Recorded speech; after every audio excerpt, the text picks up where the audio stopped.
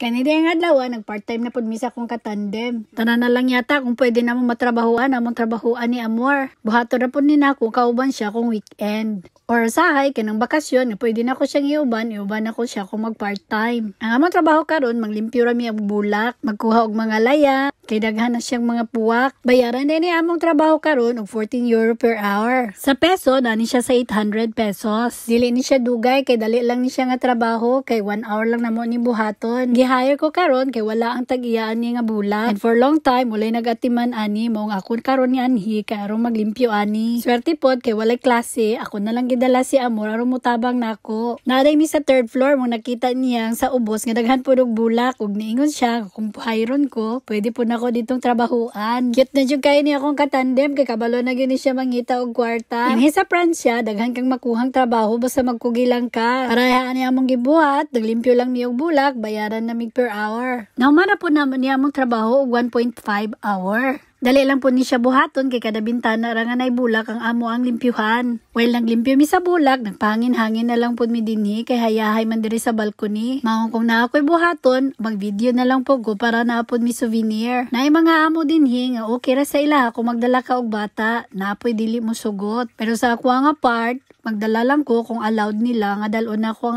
ang kauban. Daghan paagi nga makakita ka og kwarta dinhi sa France basta kugihan lang ka. Pwede ka manglimpyo, babysitting, old sitting, ironing, magbantay og iring. Tanan na lang yata nga trabaho nga mahuman sa litra nga ing among trabahoan.